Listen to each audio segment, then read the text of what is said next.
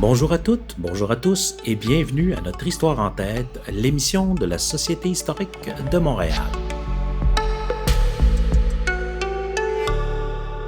Bonjour et bienvenue à l'émission Notre Histoire en tête. Votre animateur aujourd'hui, c'est Guy Laperrière, professeur d'histoire retraité de l'Université de Sherbrooke.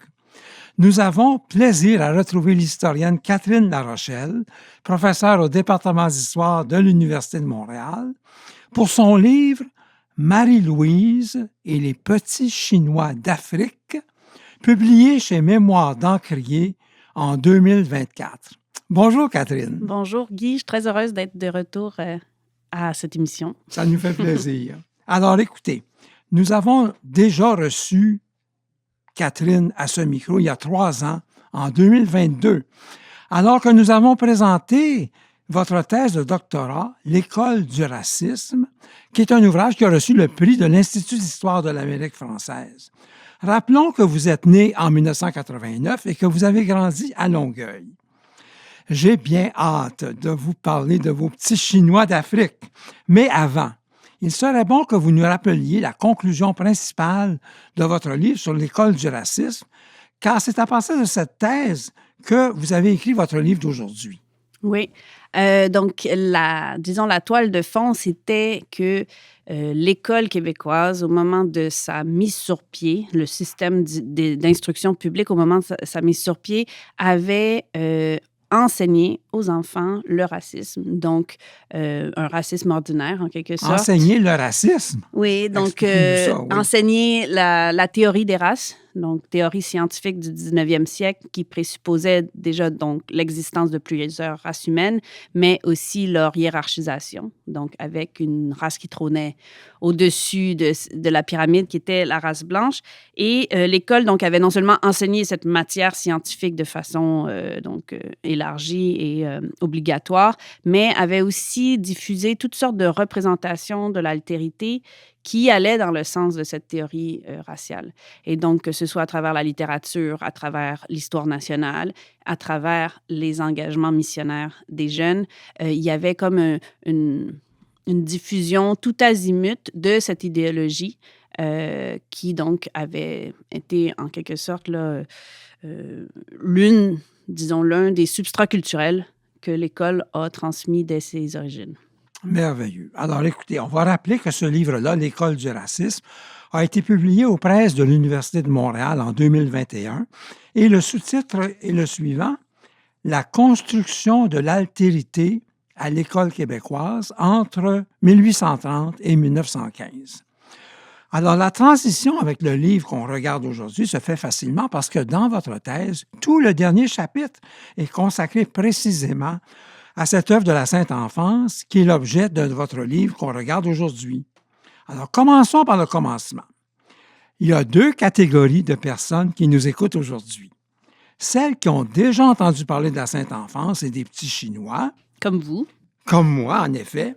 Et celles qui, comme vous sans doute, exact, nées après 1960, n'en ont pour ainsi dire jamais entendu parler. Rappelez-nous donc d'abord, Catherine Larochelle, en quoi consiste cette œuvre en 2 mots? Oui. Donc, l'œuvre de la Sainte Enfance a été fondée en 1843 par Monseigneur de Forbin-Janson, qui était l'évêque de Nancy en France. Le but de l'œuvre était donc de faire un peu le pendant de l'œuvre de la propagation de la foi, qui avait été fondée environ 20 ans plus tôt, et qui était un peu, l'optique, c'était d'aller amasser du financement missionnaire, mais à partir de petits dons, des contributions très minimes, mais d'une grande quantité de fidèles. Et donc, l'œuvre de la Sainte Enfance visait précisément les enfants, donc visait à aller chercher ces petites contributions chez les enfants catholiques. Et c'était dans l'optique de l'évangélisation des enfants dits païens par les dons des enfants catholiques. Et la propagande s'est beaucoup focalisée sur la Chine, donc les pauvres enfants de la Chine, et d'où l'expression qui en est sortie. Mais dès le début, c'était les enfants dits infidèles ou dits païens de partout dans le monde qui étaient visés par ce financement missionnaire. c'était l'idée du rachat de l'âme. Donc, on a fini par dire l'achat des petits Chinois, mais en fait, le mot d'origine au 19e siècle, c'est le rachat, et il y a toute une signification, évidemment, théologique. C'est parti au Québec dès 1851. Donc, ça a traversé l'Atlantique assez rapidement.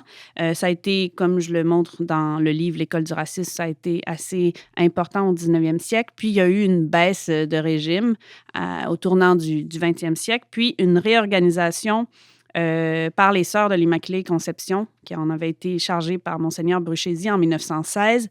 Et là, dans les décennies qui ont suivi, grand succès de l'œuvre, qui est devenue par ailleurs une œuvre pontificale missionnaire en 1922. Donc, le pape l'a pris un peu sous son aile. Et bien là, dans les années 50 et 60, jusqu'en 65 au Québec, c'est devenu obligatoire, en fait, dans les écoles primaires. Ah, c'était obligatoire? Et donc, oui, il y a dans le règlement de l'instruction du Conseil de l'instruction publique, il y a mention d'instaurer l'œuvre de la Sainte-Enfance dans les écoles. Donc, la génération du baby-boom a connu ça de façon presque... disons, presque l'entièreté de cette génération a connu cette implication missionnaire. Donc, une œuvre très, très importante à cette époque-là. Exact. Alors, voilà pour la Sainte-Enfance. Mais au cours de vos recherches, vous avez remarqué qu'il y a plusieurs jeunes personnes qui prenaient la plume pour écrire à la Sainte-Enfance. Et ce sont ces lettres-là que vous avez voulu retrouver. Où se trouvaient-elles? Bien, ça a été à Paris d'abord, ça a été déménagé à Rome, et c'est là que vous êtes allé les retrouver en examinant leurs archives de cette œuvre de la Sainte-Enfance qui se trouve actuellement à Rome. Alors, expliquez-nous donc, Catherine, ce que vous avez trouvé là. Oui, donc été 2022, avec mon collègue Olivier Hubert, on se rend dans ses archives et l'objectif, comme vous l'avez dit, c'est que j'espérais trouver des lettres d'enfants québécois, d'enfants canadiens-français dont j'avais vu par toutes sortes d'indices qu'ils avaient probablement, certains avaient écrit directement à l'œuvre en France. Et je voulais voir si dans les lettres des enfants, on pouvait retrouver une espèce d'imaginaire géographique et racial. Donc, est-ce que les enfants québécois parlaient de ces Chinois lointains? Est-ce que dans ces lettres, on aurait pu justement cartographier leur imaginaire géographique? Eh bien, ce n'est pas ça que j'ai trouvé. Le premier jour, on nous a apporté les boîtes relatives au Canada, les boîtes d'archives relatives au Canada, mais qui ne concernaient pas les donateurs de l'œuvre, mais plutôt ceux qui recevaient des allocations. Et donc, c'était des missionnaires dans l'Ouest canadien qui demandaient à chaque année, comme des missionnaires de partout dans le monde, qui demandaient une allocation à l'œuvre de la Sainte-Enfance. Et ces archives-là, en fait, nous renseignent sur l'histoire des pensionnats autochtones au Canada. Deuxième jour, on nous apporte les boîtes des diocèses donateurs de l'œuvre. Et donc, c'est dans ces boîtes que j'ai trouvé des lettres de fidèles catholiques ordinaires, si on peut dire, pour une part des jeunes qui ont écrit à l'œuvre. Et un dossier particulier a retenu mon attention, qui était le dossier E22 d'hiver. Donc, c'est les lettres qui n'avaient pas été classées dans aucun diocèse. Et il y en avait environ 200 qui étaient d'une variété assez intéressante et qui m'ont surpris, en fait. Ils m'ont surpris. Je suis restée pendant 2-3 jours à lire ces 200 lettres et à me dire, waouh, qu'est-ce que je fais avec ça? La poule aux yeux d'or. Qu'est-ce que je fais avec ça? Oui. Et elles datent, ces lettres-là, donc fin du 19e siècle. Il y en a quelques-unes là, dans les années 1890, puis elles vont jusqu'en 1940, mais la grande majorité de ce corpus donc de plusieurs centaines de lettres était dans la décennie 1920, mais surtout 1930, durant la crise économique. Alors, cette étude, donc, votre étude porte sur un certain nombre de ces lettres-là, dont vous avez voulu retrouver la signification. Maintenant, on va parler du livre que vous avez fait avec ça. Je dois vous l'avouer, là, Catherine Larochelle, c'est le livre, pour moi, le plus étrange que j'ai jamais vu. Il sort de l'ordinaire de toutes sortes de façons. Vous avez vraiment l'art de nous surprendre. D'abord, il est tout petit, 11 par 17 cm pour ceux qui ont le sens de la mesure, et il ne compte que 144 pages, dont 34 sont blanches ou ne comportent qu'un seul mot qui est le titre du chapitre. Aucune table des matières. Quel est l'éditeur? Mémoire d'Encrier. C'est très rare qu'on trouve là des livres savants d'histoire québécoise. Par contre, je dois dire que vous entrez directement dans leur créneau parce que cette maison se veut dans une perspective décoloniale. Et l'éditeur accorde une place spéciale aux paroles singulières qui racontent des histoires qu'on ne raconte pas. Alors, vous entrez vraiment dans ce créneau-là. Ouais. Mais c'est pas tout. La forme du livre m'a particulièrement dérouté. Il se présente comme une série de 10 lettres qui sont adressées à un ami plus ou moins identifié, à qui vous dites à la page 61 que vous n'avez pas envoyé les lettres en question. Franchement, on reste sur son appétit. Ces lettres racontent vos recherches à Rome et votre interprétation de ces documents. Ensuite, chacune des sections du livre s'ouvre par une page de couleur sépia pour faire ancien, qui transcrit une ou deux des petites courtes lettres envoyées à la Sainte-Enfance. Alors, nous allons aborder évidemment les questions de fond. Mais d'abord, au-delà de votre désir d'originalité, dites-nous donc, Catherine Larochelle, ce qui vous a conduite à adopter cette forme-là pour un livre. Oui, bien, en fait, c'était pas un désir d'originalité au pas. départ, non. C'est vraiment, comme je vous dis, j'ai tellement été saisie par ce corpus d'archives durant le séjour à Rome. Bon, j'ai pu les prendre en photo, donc non seulement je les ai lus sur place, je les ai ramenés, puis elles habitaient mon esprit. Elles vous hantaient. Elles me hantaient et elles ne cadraient pas dans ma programmation de recherche. Donc, c'était un accident de parcours. Et donc, rapidement, je me suis dit, c'est sûr qu'il faut faire quelque chose avec ça. Quoi? Aucune idée au départ. Et aucune idée parce que aussi, elles étaient tellement différentes des questions de recherche que j'avais au départ. Donc, elles ne pouvaient pas répondre à mes questions de recherche. Et donc, c'est vraiment, comme je le dis souvent à mes étudiants dans le cours de méthodologie, les historiens soit partent d'une question, soit partent d'un corpus de sources. Bien là, dans ce cas-ci, je suis partie de ce corpus de sources. Puis je me suis dit, quelles questions je peux poser à partir de ça? Et donc, cette réflexion-là qui s'est faite un peu en parallèle de mon activité professionnelle qui se poursuivait à ce moment-là, j'ai décidé de la commencer en écrivant à cette amie. Donc, cette amie qui existe dans la vraie vie. Et donc, pour commencer à sortir de moi des réflexions sur ce corpus, je lui ai adressé 2-3 lettres où je testais ma réflexion. Et en fait, c'est la seule façon que j'ai trouvé de commencer à réfléchir à ça. Puis je me suis dit, je vais écrire des lettres. Donc, cet ami en a reçu 2-3, puis comme il ne me répondait pas vraiment, après, j'ai continué à les écrire, mais j'ai arrêté de lui envoyer.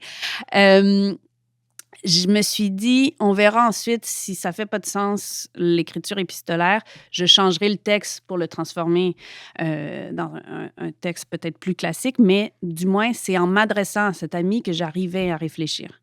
Donc, c'est aussi bête que ça. Et en fait, ensuite, le côté miroir avec les lettres, avec le corpus lui-même, ce sont des lettres dont, d'ailleurs, on n'a pas la réponse que ces femmes-là avaient reçues. Elles en avaient reçu des réponses, mais je ne les ai pas encore consultées. Il y avait aussi un effet miroir, en fait, de reprendre la forme épistolaire, puis ça l'a plu à la maison d'édition, donc bon. Et ça plaît au lecteur aussi, je dois vous dire, même si on est un peu dérouté. Exact, c'est ce que je crois comprendre aussi depuis que le livre est sorti. Voilà. Alors, écoutez, mesdames, messieurs, nous arrivons au moment d'une première chanson.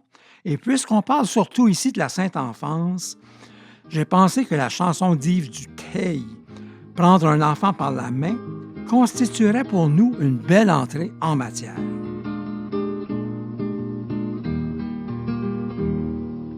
Prendre un enfant par la main pour l'emmener vers demain, pour lui donner la confiance en son pas. Prendre un enfant pour un roi, prendre un enfant dans ses bras,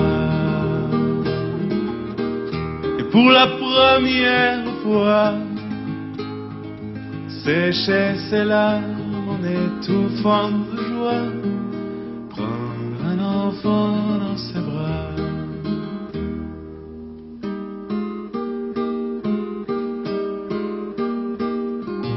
Prendre un enfant par le cœur pour soulager ses malheurs, tout doucement, sans parler, sans pudeur. Prendre un enfant sur son cœur, prendre un enfant dans ses bras, mais pour la première fois, verser des larmes en étouffant sa joie, un enfant contre soi.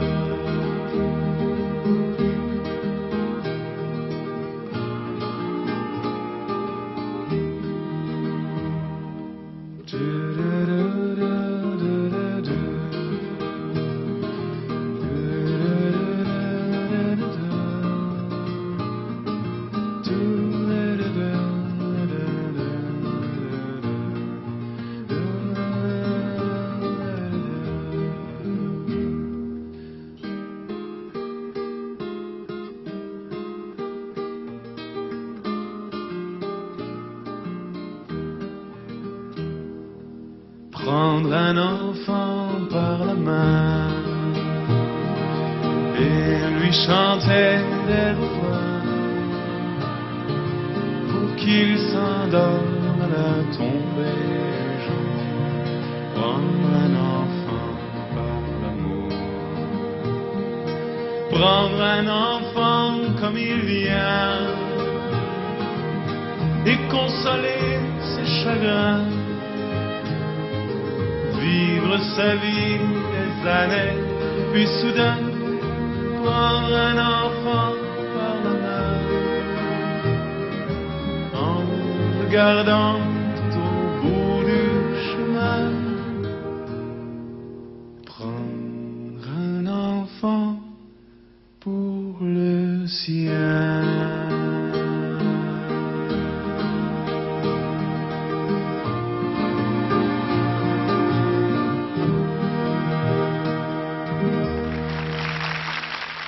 Nous venons d'entendre « Prendre un enfant par la main », chanson d'Yves Dutheil, composée en 1977. Vous êtes toujours à l'antenne de Radio-VM et nous sommes en compagnie de Catherine Larochelle. Nous réfléchissons avec elle sur l'expérience des personnes qui ont contribué à la Sainte Enfance, surtout entre 1910 et 1940. Tout ça se trouve dans un livre tout petit par sa taille, mais puissant par sa réflexion. Livre qui s'intitule « Marie-Louise et les petits Chinois d'Afrique ». C'est publié chez Mémoires d'Encrier en 2024. Parlons maintenant de ces lettres envoyées à la Sainte Enfance, qui sont le cœur de l'ouvrage. Pouvez-vous nous en donner un portrait d'ensemble? Oui, bien donc comme je disais, c'est les lettres d'un dossier précis. Il y en a d'autres que j'ai consultés qui avaient été classés dans les dossiers de diocèses particuliers, mais ce dossier précis donc contenait environ 200 lettres, s'échelonnant entre les années 1890 et 1940, mais surtout dans la décennie de la crise économique des années 30. Ce sont des lettres assez courtes, pour la plupart, qui sont écrits par des femmes, des jeunes femmes pour l'essentiel, donc des femmes fin de l'adolescence, début de l'âge adulte. Parfois, elles sont institutrices, mais elles ont peut-être 16 ans par ailleurs. Parfois, ce sont des femmes veuves, mais c'est plus rare. Et il y a quelques garçons aussi qui écrivent. Ce sont des lettres qui n'ont pas été classées dans les dossiers diocèses, donc la plupart viennent de diocèses qui n'avaient pas encore organisé l'œuvre de façon très structurée. Donc, beaucoup de la Gaspésie. Beaucoup de ces lettres venaient de la Gaspésie, plusieurs de la Beauce, du Saguenay-Lac-Saint-Jean, donc de régions, disons, éloignées des centres métropolitains du Québec. Et donc, ces femmes de ces régions et de ces paroisses, donc, disons, éloignées des centres urbains, écrivent dans les années 30 à Paris, directement. Donc, elles ne passent pas par des intermédiaires, elles envoient directement leurs lettres à la direction générale de la Sainte Enfance qui est à Paris à ce moment-là. Et ça s'est rendu. Et ça s'est rendu, exactement. Et donc ça, déjà, pour moi, c'était une certaine surprise, même si je commence à être une historienne du Québec chevronnée. Et donc, mon idée d'un Québec fermé sur lui-même et pas ouvert sur le monde, elle est déjà bien défaite par mes études de maîtrise, de doctorat et depuis le début de ma carrière. Mais il reste que j'étais encore une fois un peu surprise de ces Canadiennes françaises qui écrivent à Paris, alors qu'elles sont très peu instruites. Donc, il y a aussi ça. Les lettres sont bourrées de fautes. Parfois, certaines même sont difficiles à lire, Déchiffrer. à déchiffrer. Et quelques religieuses aussi parmi elles qui sont aussi des correspondantes de l'œuvre. Parfait. Alors là, on arrive au cœur de l'œuvre. Vous vous intéressez à l'histoire de l'enfance. Vous voulez donner la parole aux enfants et aux jeunes eux-mêmes. Alors, les lettres envoyées à la Sainte Enfance constituent un trésor inespéré. Qu'est-ce que vous en avez tiré? J'en ai tiré donc c'est ça, une réflexion sur pourquoi ces jeunes-là et ces jeunes femmes écrivent à des interlocuteurs ou des interlocutrices si lointains. Est-ce que, en fait, ce que j'ai essayé d'explorer comme piste d'interprétation, c'est qu'elles cherchent à être en lien. Donc, quand on prend la plume et c'est même pas pour un écrit intime là, de journal intime, si on prend la plume, on prend un timbre, on envoie une lettre à Paris du fin fond de la campagne québécoise, c'est qu'on cherche à être en lien. C'est ça. Vous avez intitulé ce chapitre-là Exactement. Le lien. Le lien. Justement. Donc, un lien à Dieu pour certaines, puisqu'il y a certaines lettres qui sont par ailleurs très spirituelles, un lien à l'autre, un lien à l'Église aussi, la volonté d'appartenir à cette communauté catholique transnationale. Et je me suis demandé, est-ce que c'est un désir de lien ou est-ce que c'est un besoin d'être en lien? Donc, il y a aussi cet aspect où ces femmes qui sont dans des milieux donc modestes et reculés, les liens qu'elles essayent d'aller chercher à travers ces lettres-là sont peut-être précisément un besoin de se sentir exister dans quelque chose qui est plus vaste que leur vie quotidienne ou le réseau dans lequel elles s'inscrivent en termes géographiques locaux. Il y a là un désir d'appartenir à une communauté qui est plus vaste et pour certaines, donc, à venir en aide à des autres lointains qui sont ces enfants chinois. Mais finalement, très peu de ces femmes parlent des enfants chinois dans leurs lettres. Justement, c'est là que j'en arrive à sauver la question de sauver exactement. les petits Chinois.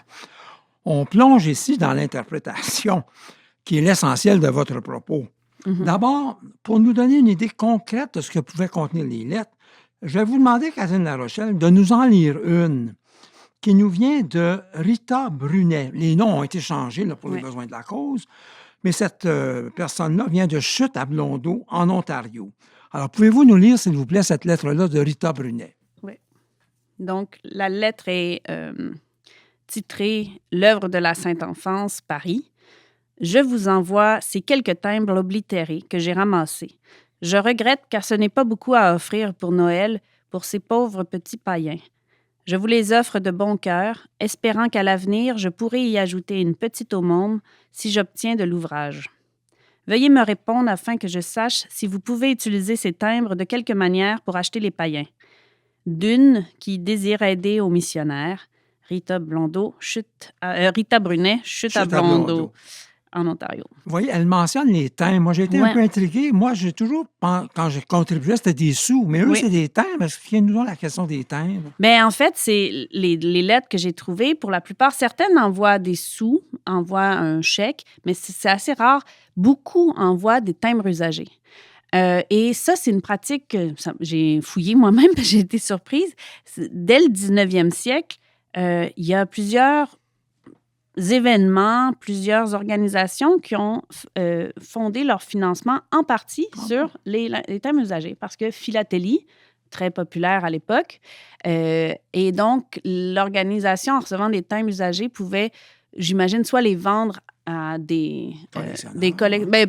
Pas nécessairement à des collectionneurs directement, mais à ceux qui ensuite faisaient des albums puis vendaient les timbres. Je ne sais pas si la Sainte Enfance elle-même faisait des albums avec les timbres usagés qu'elle recevait, mais dans tous les cas, j'ai même trouvé à un moment une mention de combien le poids, en fait, ça donnait. Ouais. Comment... quel était l'équivalent en poids du don, finalement, qu'on pouvait... Bon, il fallait ramasser bien des timbres pour que ça équivaut à 10 sous ou à 25 sous. Mais donc, beaucoup de ces femmes-là sont pas assez riches pour donner de l'argent directement. Et donc, ce qu'elles peuvent faire pour aider les missionnaires, c'est ramasser des timbres usagés dans leur entourage. Donc, plusieurs les envoient par paquet de 1000 ou par paquet de 100. Donc, on s'entend que c'est quand même plusieurs mois. Certaines disent, je vais encore en ramasser pendant quelques mois avant de vous en réenvoyer. Donc, il y a un investissement en temps aussi à contribuer à travers ces timbres-là. Bon. Alors, l'objectif, évidemment, de toute cette opération-là, l'objectif de l'Église, l'objectif des missionnaires qui est inculqué aux enfants, c'est de sauver les petits païens par le baptême. Ouais. Donc, on les achète pour les tirer de la misère et leur procurer le plus grand bien qui soit, la vie catholique, la civilisation. Ouais. Vous voyez là, Catherine Larochelle, la manifestation de 3 éléments fondamentaux, l'impérialisme, le colonialisme et le racisme. Un mot peut-être pour nous expliquer chacun de ces points? Oui, bien, l'impérialisme, c'est l'impérialisme chrétien, celui dont on parle peut-être moins quand on parle d'impérialisme, mais les missionnaires protestants comme catholiques qui ont, qui sont partis à la conquête du monde au 19e siècle, la Sainte Enfance s'inscrit tout à fait dans ce courant. Elle est l'une des œuvres du catholicisme, disons, généraliste, pour contribuer au financement des missionnaires un peu partout. Donc, il y a quand même cette volonté de conquête spirituelle qui va souvent avec la colonisation. Donc, évidemment, les missionnaires, on sait, sont souvent au premier poste de la colonisation. Ils arrivent avant les militaires, souvent avant les pouvoirs étatiques. Du moins, c'est le cas au Canada. Et donc, il y a une volonté de refonder un nouveau mode de vie chez les populations autochtones qui serait comme vous l'avez dit, qui est le plus grand bien qui soit, c'est-à-dire la vie catholique. Et tout ça s'inscrit dans la théorie raciale dont je parlais au tout début de l'entrevue, c'est-à-dire c'est pas n'importe quels enfants qu'on vise à évangéliser. Et d'ailleurs, il y a peu qui est fait pour convertir les enfants blancs protestants au catholicisme. L'œuvre va financer certaines missions en Europe qui visent peut-être cette population-là, mais jamais dans la propagande, c'est ce qu'on va mettre de l'avant. Ce qu'on va mettre de l'avant, c'est les enfants noirs en Afrique, c'est les enfants chinois. Donc, la propagande de l'œuvre va utiliser cette idéologie qui, par ailleurs, est déjà présente dans la société catholique, d'une responsabilité des enfants blancs, déjà nés catholiques, envers les enfants d'autres races qui auraient besoin de qui nécessitent le baptême si on ne veut pas qu'ils aillent en enfer. Très éclairant. Alors, écoutez, mesdames, messieurs, à ce moment-ci de l'émission, nous avons une chance extraordinaire. Je ne connaissais pas pour ma part de chansons sur la Sainte Enfance, mais voici que notre invitée, Catherine, s'est souvenue de la chanson de Georges Dard, « Le Chinois », qui comporte précisément, imaginez-vous, un couplet sur l'achat des petits Chinois à 25 sous. La chanson date de 1967. Avant de l'écouter, ça vaut la peine d'en lire quelques extraits. Je vais vous lire la première et la dernière strophe, et Catherine va vous lire le couplet qui parle justement des petits Chinois. Alors, voici le début. Un Chinois reste dans ma rue, vieux Chinois qui courbait l'échine. On ne l'a pas très souvent vu, car tout autour de sa maison, il y a un mur de Chine. Moi, je me souviens des petits Chinois à 25 sous la pièce. Étaient-ce tes petits-enfants que j'achetais à ce prix-là, le cœur plein d'allégresse? Et la finale, mais il reste l'étranger dans un décor empesé, les yeux mi-clos pour mieux rêver à la Chine. Écoutons cette chanson. Un Chinois reste dans ma rue, vieux Chinois qui courbe les chines. On ne l'a pas très souvent vu, car tout autour de sa maison, il y a un mur de Chine. Ce Chinois, c'est un Robinson, sa maison, c'est son île. Il vit, il meurt à sa façon, à l'abri des petits polissons qui ne savent même pas ce que c'est que la Chine. Chinois, tu courbes le dos, quel est donc ton fardeau? Est-ce l'exil que tu portes sur ton dos? Soir et matin, mon vieux Chinois, quand il fait sa prière, est-ce que Monsieur Bouddha l'entend du plus profond de l'Orient, perdu dans ses chimères? pays là-bas bien changé.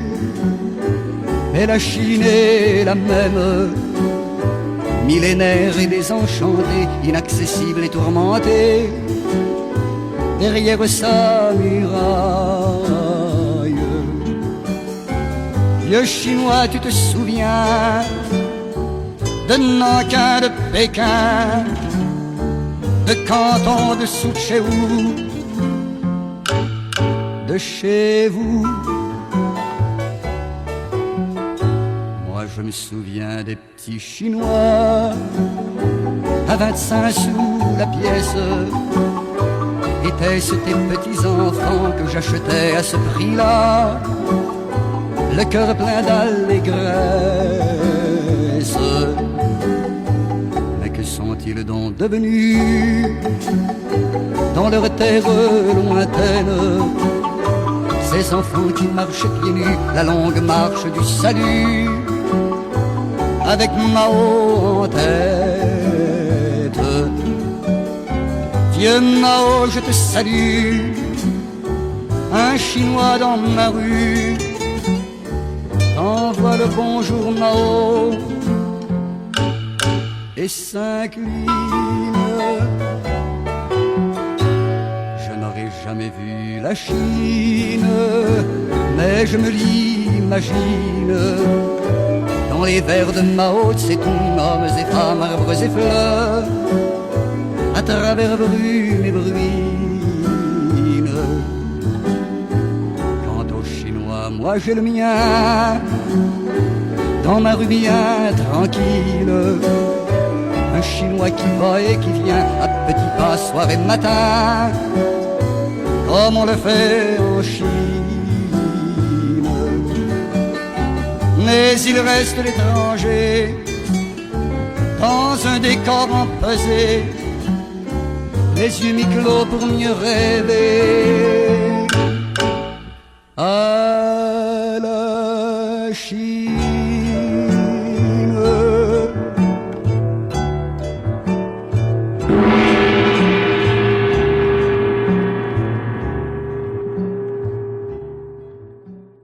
Nous venons d'entendre la chanson Le Chinois, interprétée ici par son compositeur Georges Dard.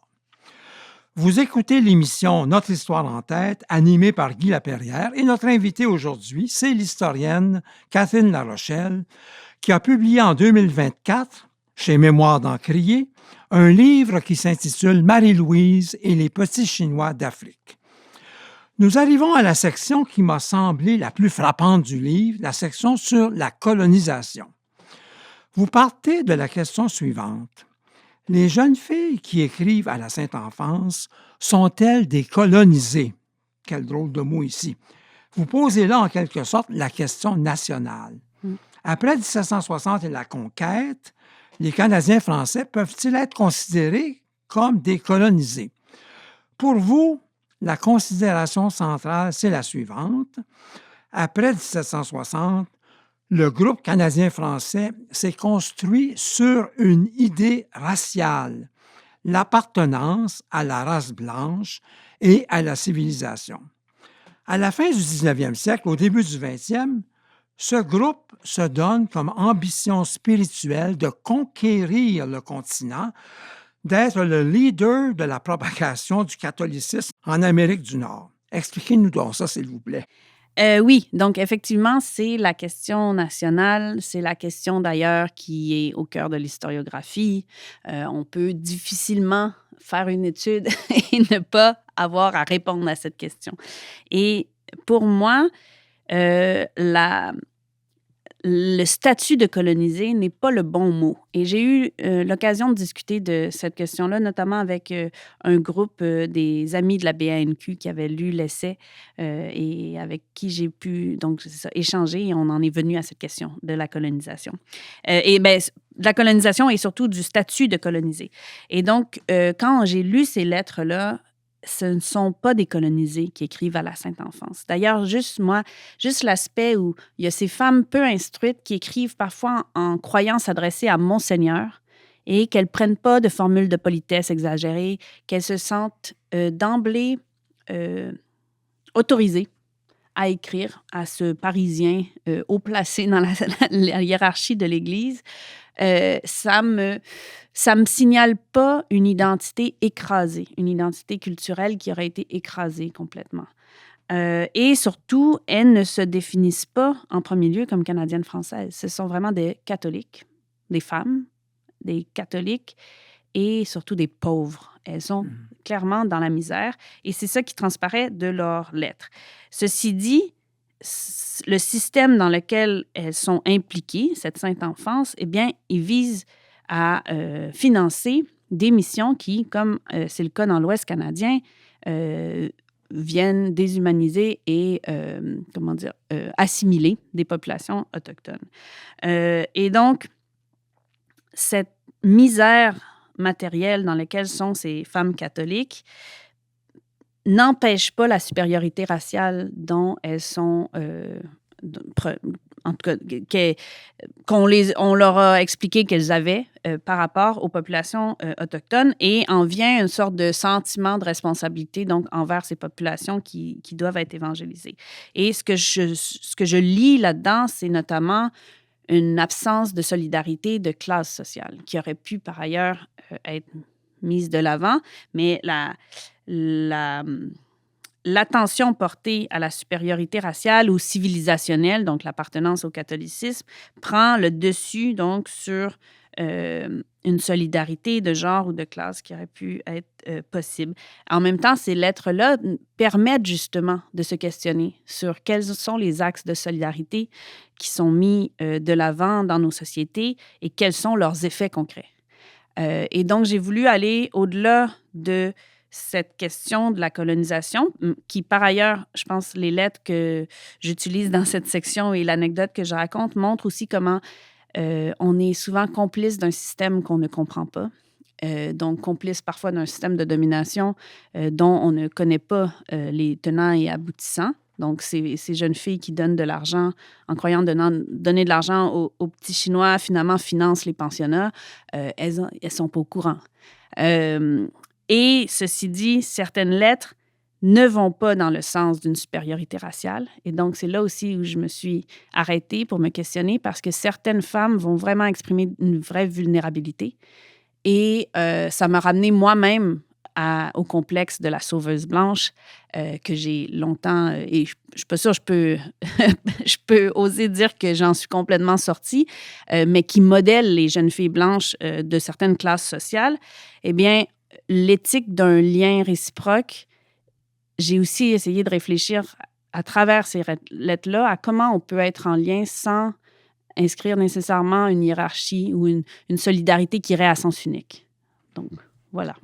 Essayons d'approfondir ça un peu plus à partir des chapitres que vous écrivez qui s'intitulent « La solidarité et la redistribution ».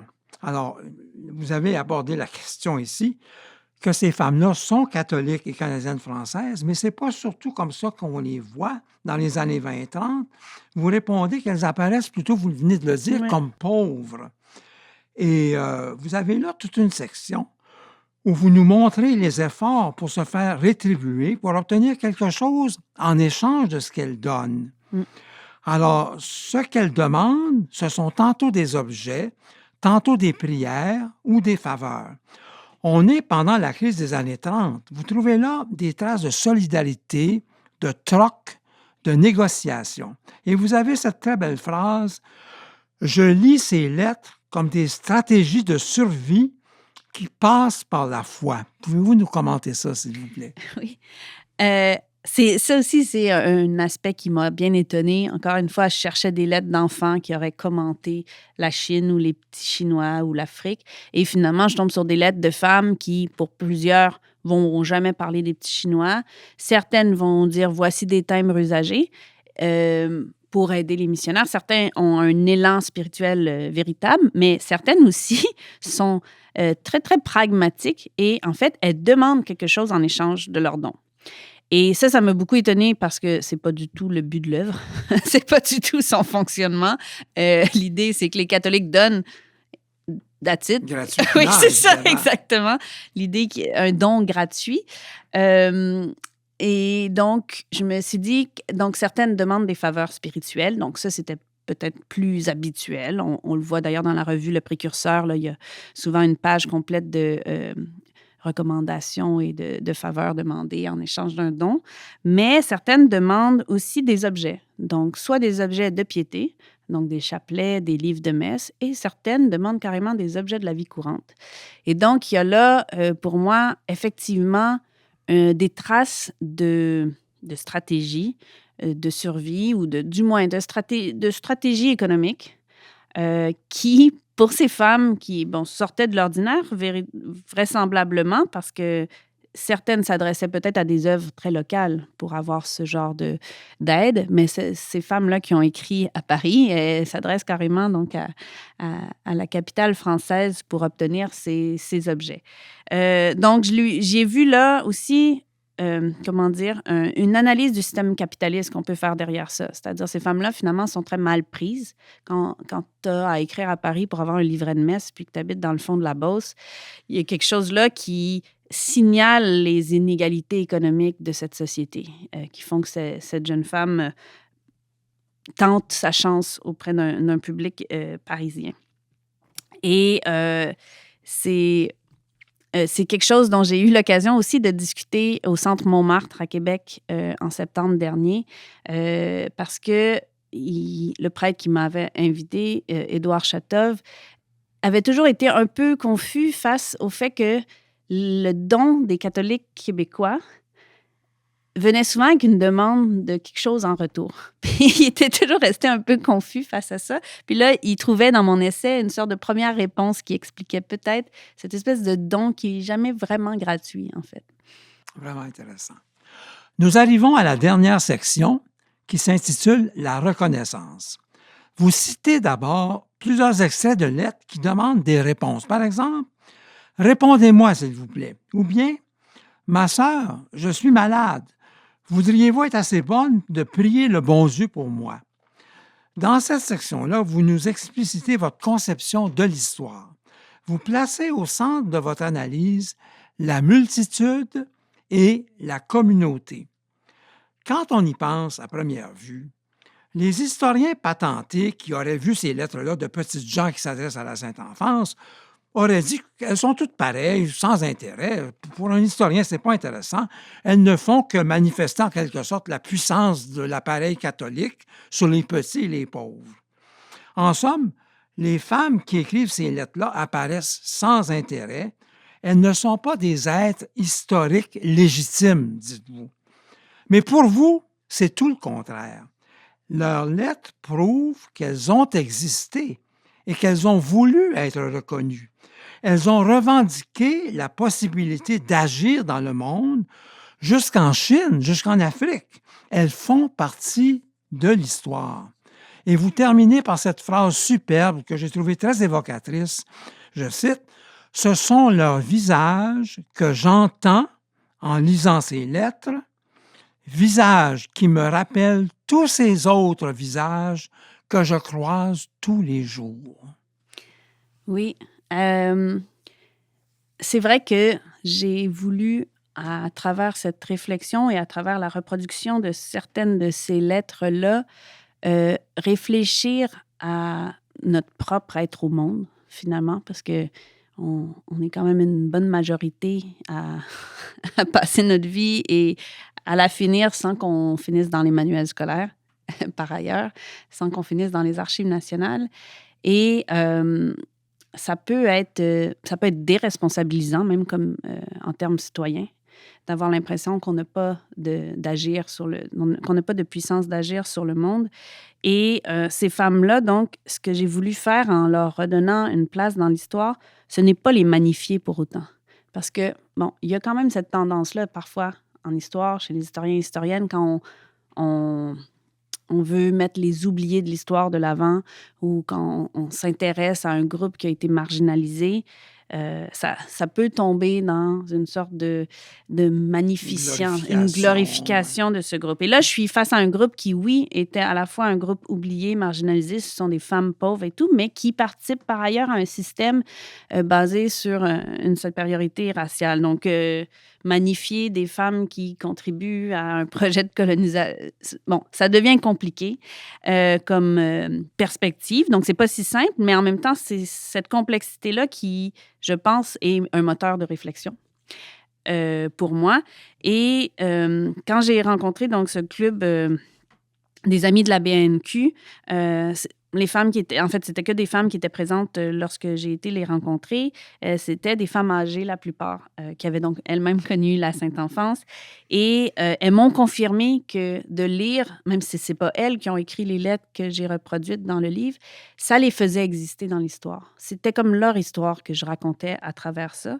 Et donc, elle se reconnaissait. Ben, c'est-à-dire qu'il y avait même un étonnement à voir qu'on peut écrire sur le monde ordinaire et sur sur leurs intentions, sur leur foi, sur leur imaginaire, sur leur volonté de s'inscrire dans un monde, de s'inscrire en lien avec d'autres communautés lointaines. Et donc, pour moi, oui, c'est ma façon de faire l'histoire, en somme. Puis c'est aussi une façon en quelque sorte, de reprendre du pouvoir. C'est-à-dire, il n'y a pas juste les mégalomanes puissants, même si en ce moment, ça peut être décourageant parce qu'ils semblent prendre de plus en plus de pouvoir, mais en fait, les gens ordinaires que je croise tous les jours, comme la phrase que vous avez lue, ces visages-là que je croise tous les jours, eh bien, il y a derrière ces visages toute une densité humaine à laquelle il vaut la peine de s'arrêter. Une conception de l'histoire vraiment inspirante et je vous en remercie beaucoup. Maintenant, ça fait un peu le portrait du livre que vous venez d'écrire. Oui. Mais votre recherche ne s'est pas arrêtée là. N'avez-vous pas depuis mis en marche un autre projet qui est bientôt sur le point d'aboutir? J'aimerais ça que vous nous en disiez quelques mots, s'il vous plaît. Oui, bien, en fait, effectivement, je me lasse pas de cette histoire de la Sainte Enfance. Et le projet actuel, il a une forme collective. Donc, je travaille avec 4 personnes que je salue d'ailleurs, David, Rosalie, Fabien et Ariane, à la création d'une pièce de théâtre documentaire sur cette histoire de la Sainte Enfance, qui est possiblement l'élément final de mon exploration de cette histoire-là, on verra, mais qui est basé cette fois, entre autres, sur l'histoire orale. Donc, on a rencontré plus de 35 personnes qui ont contribué à la Sainte Enfance dans leur enfance, donc des baby-boomers, à qui on a fait passer donc une entrevue d'histoire orale. Et on a rencontré aussi des artistes qui ont mis en scène la Sainte Enfance dans leur œuvre. Donc, on peut penser à Philippe Falardeau, Kev Lambert ou Karen Tam. Donc, on les a questionnés également. Et finalement, on a rencontré des personnes plus jeunes, comme moi, par exemple, qui ont entendu parler de cette histoire-là par leur famille, leurs grands-parents, leurs voisins, et plus spécifiquement aussi des personnes adoptées de Chine, donc des personnes qui sont dans la trentaine, qui ont été adoptées en Chine et qui se sont faites aussi dire des choses à propos de cette histoire de petits Chinois à 25 sous durant leur vie. Et donc, on va chercher aussi des perspectives des générations plus jeunes. Et la pièce de théâtre va viser à, en fait, faire entrer en dialogue toutes ces différentes perspectives sur la Sainte Enfance. Le racisme, oui, mais la solidarité aussi. La laïcité, la religion, la culture catholique populaire des années 50, qu'est-ce qu'on peut en retenir de ça? Et donc, on travaille là-dessus en ce moment. Puis, effectivement, j'espère bien que l'aboutissement sera dans la prochaine année. Bien, c'est ce qu'on vous souhaite. C'est très emballant comme projet. Alors, vraiment, Catherine Larochelle, vous nous mettez l'eau à la bouche. Voilà des écrits qui ne laisseront certainement pas les lecteurs ou lectrices indifférents. Je vous remercie infiniment de votre livre et aussi de notre entrevue. Vous nous avez ouvert les yeux sur un monde qui est à la fois connu et inconnu, et vous poussez très loin l'analyse et ça nous fait réfléchir. Alors, avez-vous quelques réactions pour terminer, peut-être? Je suis très heureuse de pouvoir échanger avec vous là-dessus. C'est, dans le cas de ce livre, Marie-Louise et les petits chemins d'Afrique, c'est une réflexion que j'ai menée en partie de façon intime. Et donc, de pouvoir en discuter avec un public plus vaste, évidemment, ça me nourrit beaucoup et souvent, ça m'amène des nouvelles pistes. J'apprends des nouvelles choses sur la Sainte Enfance à chaque fois. Et donc, c'est vraiment très stimulant. Merci. Alors, si jamais des auditeurs ont des choses à Absolument. communiquer à Catherine Larochelle sur la Sainte Enfance, qu'ils n'hésitent pas. Elle est à l'Université de Montréal. L'adresse Très est facile à rejoindre. Exactement. Pour ma part, je tiens à remercier notre monteur et metteur en ondes, Antonin Vyss. C'est toujours un plaisir de travailler avec lui. Pour terminer cette émission, nous écouterons la très belle chanson de Pauline Julien, « L'étranger », avec cette phrase que je trouve si forte, « On est toujours l'étranger de quelqu'un ». Merci, mesdames, messieurs, de votre écoute. Merci encore à Catherine Larochelle. Ici Guy Laperrière qui vous donne rendez-vous la semaine prochaine pour une autre émission de Notre Histoire en tête. Quand j'étais petite fille, dans une petite ville, il y avait la famille, les amis, les voisins, ceux qui étaient comme nous. Puis il y avait les autres, les étrangers. L'étranger, c'était l'italien, le polonais, l'homme de la ville d'à côté, les pauvres, les quêteux, les moins bien habillés. Et ma mère, bonne comme du bon pain, ouvrait sa porte, rarement son cœur. C'est ainsi que j'apprenais la charité, mais non pas la bonté, la crainte, mais non pas le respect. Dépaysé au bout du monde, je pense à vous, je pense à vous. Demain ce sera votre retour. Que ferez-vous? Que ferez-vous? Dépaysé au bout du monde, je pense à vous, je pense à vous. Demain ce sera votre retour. Que ferez-vous?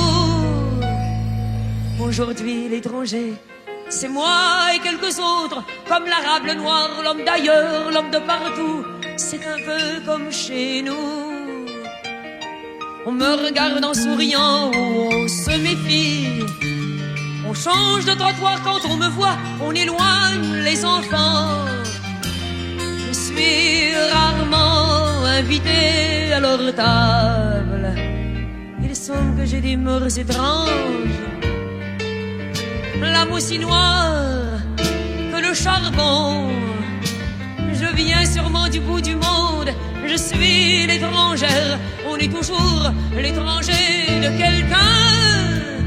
Dépaysé au bout du monde. Je pense à vous, je pense à vous. Demain ce sera votre retour. Que ferez-vous? Que ferez-vous? Dépaysé au bout du monde. Je me prends à rêver à la chaleur, à l'amitié, au pain à partager, à la tendresse. Croyez-vous qu'il soit possible d'inventer un monde où les hommes s'aiment entre eux? Croyez-vous qu'il soit possible d'inventer un monde où les hommes soient heureux? Croyez-vous qu'il soit possible d'inventer un monde amoureux? Croyez-vous qu'il soit possible d'inventer un monde où il n'y aurait plus